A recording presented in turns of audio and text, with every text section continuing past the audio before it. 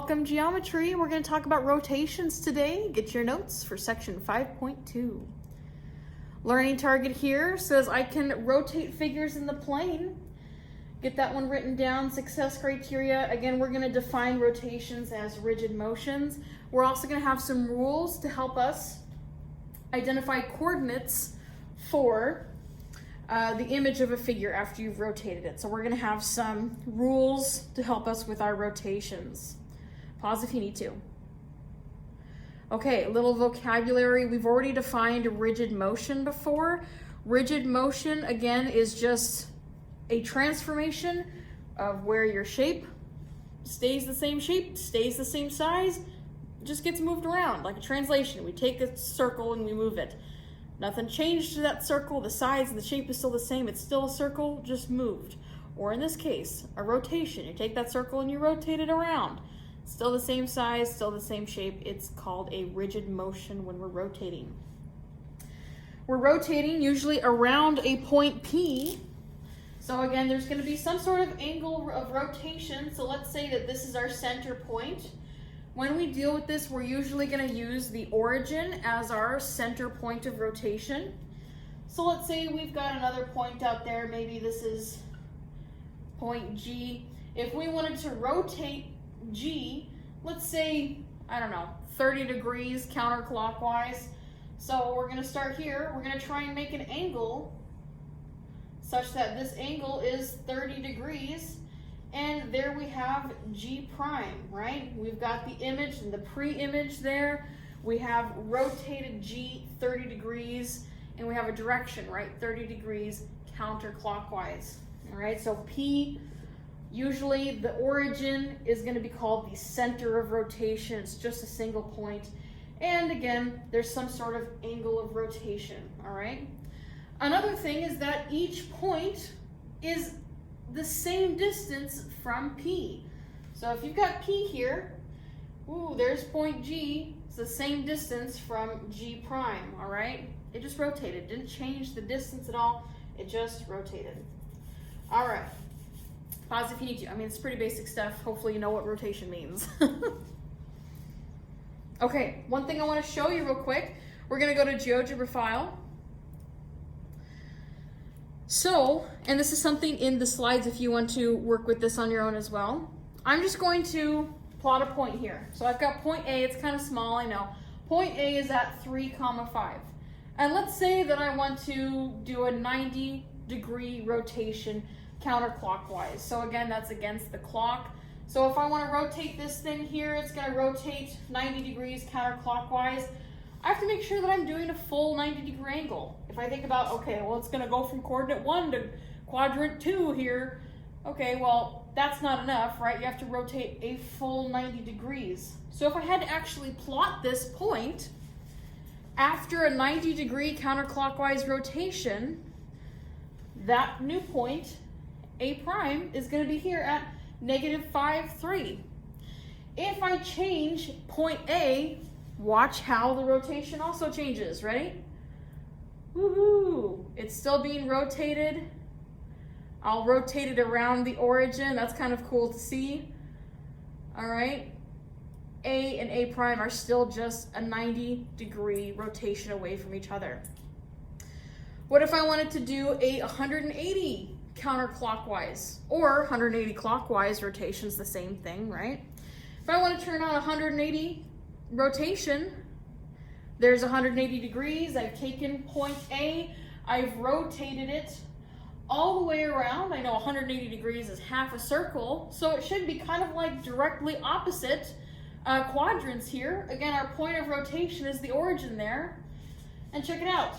Point A is at 3,3. A prime is now at -3, -3. All right, maybe you're seeing a pattern here. I'll put this at 2,5. This is at 2,5. A prime is at -2, -5. Interesting. I'll turn on the other rotations and I'll show you a fun little surprise. So I'm going to put this back here. I'll put it at 4,2. So I'll turn on the 90-degree counterclockwise, and I'll also turn on the 270-degree counterclockwise. Check it out. All these points have just been rotated multiples of 90 degrees. I'll move those around. We see how they're being rotated as well. Just a fun little visual. Remember how I said that before, all of the points are still equidistant from their point of rotation. So all of them should be on like a circle, right? Check it out. All those points lie on a circle where the center of my circle is the origin. And we can even think about these as like the radii of my circle. This is just kind of a fun little extra thing, but check it out. Even as I change point A, the other points still lie on that circle and they can still be rotated. All right, woohoo, fun times. Okay, let's go back here.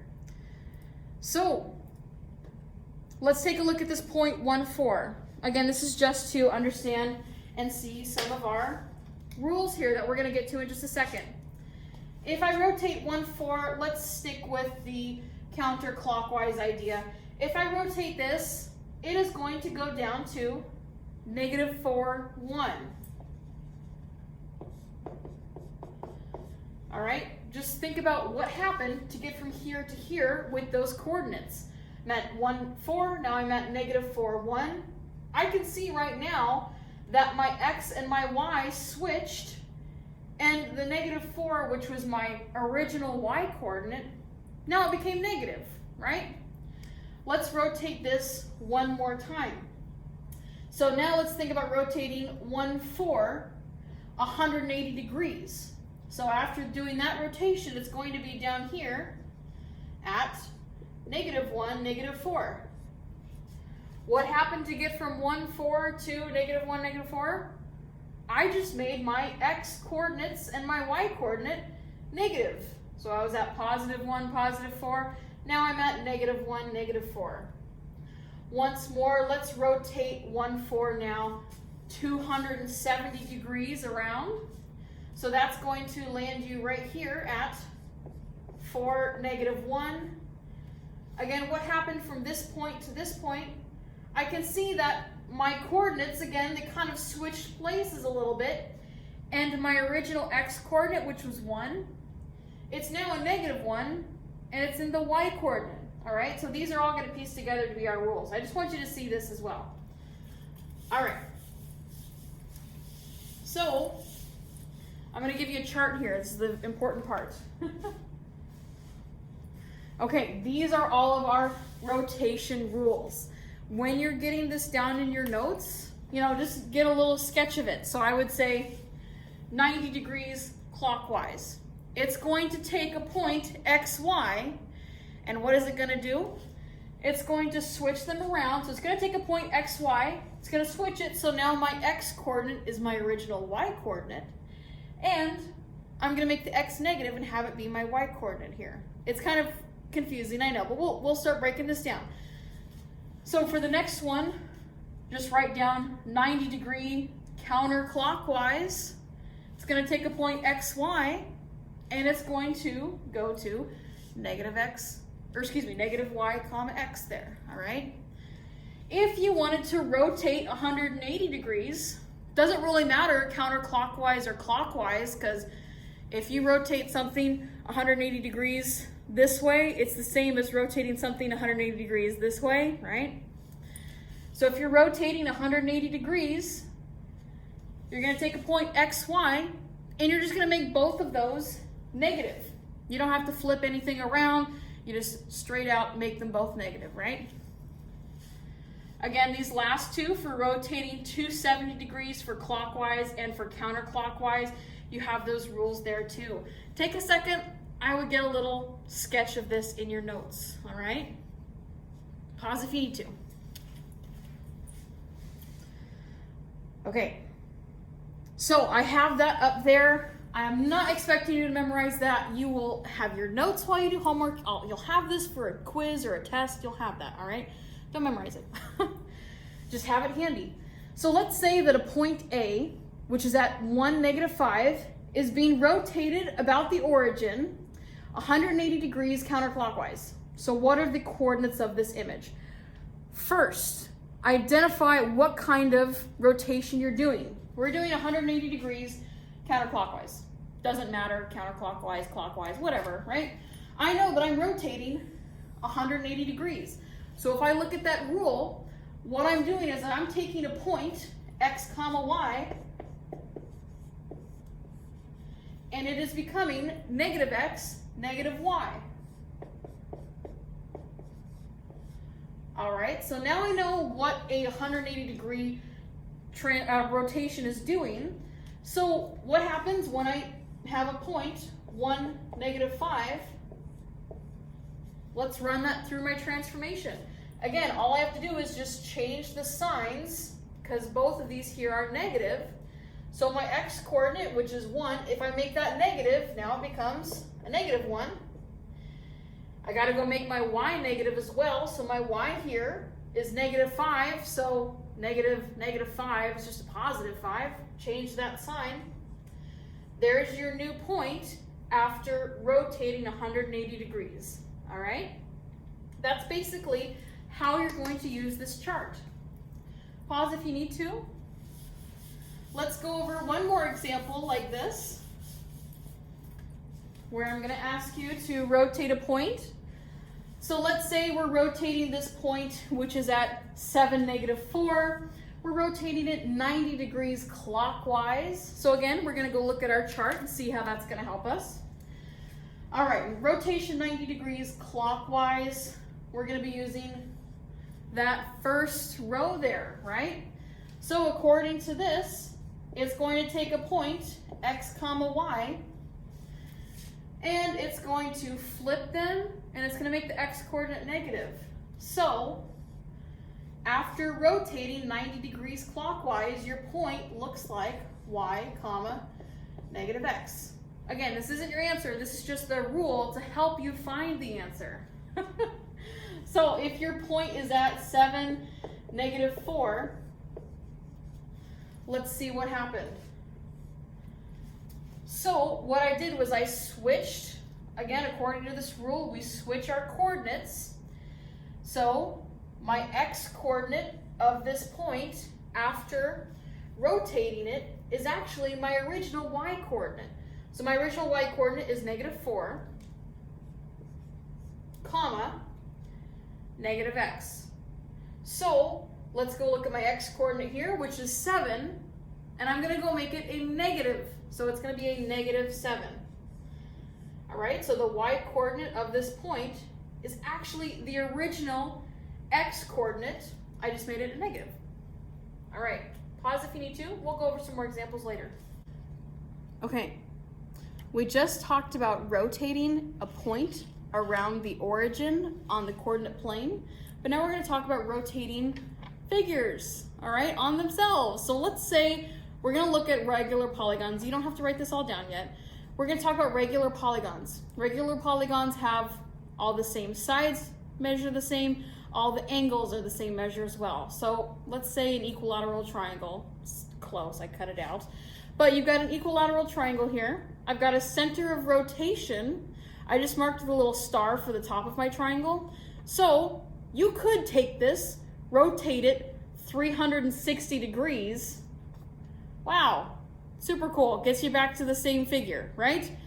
Is there an angle that I could rotate it smaller than 360 degrees and it could get me back to the same figure? Well, what if I rotated it just this much, right? It was not a full 360. I just took it from here and rotated it here. Wasn't a full 360, but it still looks like the same triangle, right? I could rotate it one more time. Okay, fantastic. Still looks like the same triangle. One last rotation. Now I have rotated a full 360 degrees, right? So my question is, how big of rotation was each of these little turns? I rotated it a total of 3 times to get the 360, right? So if I wanted to find just this angle of rotation, what if I take 360 and divide it by 3? I've rotated this a third of an entire circle, right?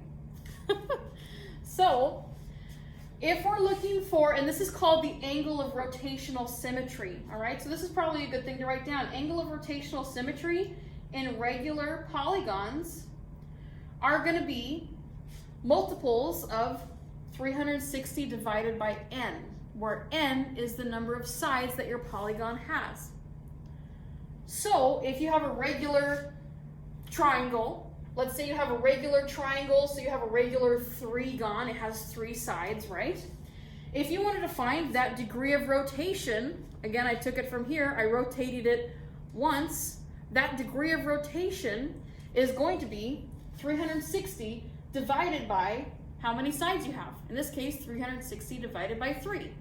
Pause if you need to get that little blue line down. Again, we're talking about angle of rotational symmetry. So again, here's my little triangle here. I'm asking, how do I get, how big is that angle of rotation to get from the top, and I'll mark that as a star here, to get from the top to here. So if this is my center point, what angle of rotation got me from here to this point here? Again, we just talked about how that angle of rotation, it's a third of an entire circle because my triangle has 3 sides. So 360 divided by how many sides I have is just 120. So each angle that I would rotate there's my pen. Each angle that I would rotate this triangle at is 120. So if I rotated this 120, it gets me back to the same figure.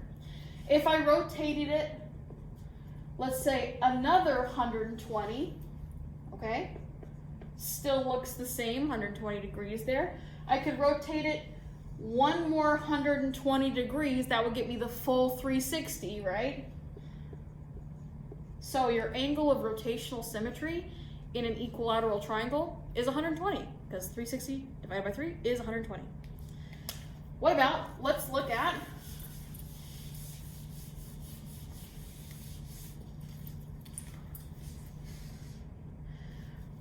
a regular pentagon? Okay, this thing has 5 sides. All of the sides are the same length. All the angles are the same length. What is its angle of rotational symmetry? So let's say that this is the center point, and we want to rotate it. It's not perfect, the center. We want to rotate it so that this pentagon looks the same. The smallest angle of rotational symmetry would be here, right? It would be that angle. Well, you can't see that very well. It would be this angle there. If I rotated this entire thing around this center point, then I would get back to the regular figure. It would look the same, right? So what's that angle of rotation? Well, you could fill out, if I wanted to sketch these all out here, I could see that I have 1, 2, 3, 4, 5 of these smaller angles, or you could just say, well, 360 divided by 5 is 72 degrees. So the angle of rotational symmetry for a regular 5-gon, for a regular pentagon, is 72 degrees. So I could rotate this 72 degrees and get back to the same figure. You could rotate it 144 degrees. You would get back to the same figure, right? It's just a multiple of 72. You could rotate it 216. So let's say I rotate for another 72 degrees. That would be 216, this entire angle of rotation, right? Because each of these here are 72. Okay, one last one.